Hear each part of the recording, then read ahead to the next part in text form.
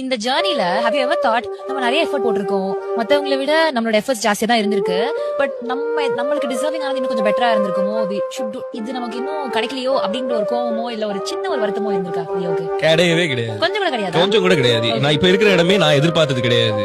So இது வந்து நான் என் வேலை பார்த்தேன், அந்த வேலையில இருந்து எனக்கு இவ்வளவு தூரம் நடந்திருக்கு.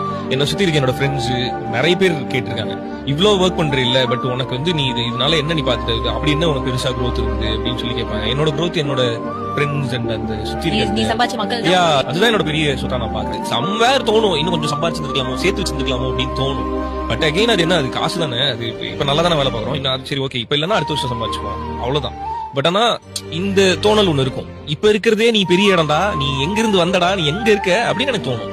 அண்ட் யாருமே கம்பேர் அப்படி என்னை கம்பேர் பண்ணிக்கணும்னா 2009 வந்து பஸ் ஏறின ரியோ கம்பேர் பண்ணி அங்க கம்பேர் பண்ணிட்டோம்னா நம்ம வேற யாரு கூடயும் கம்பேர் பண்ணணுன்ற எண்ணம் வராது.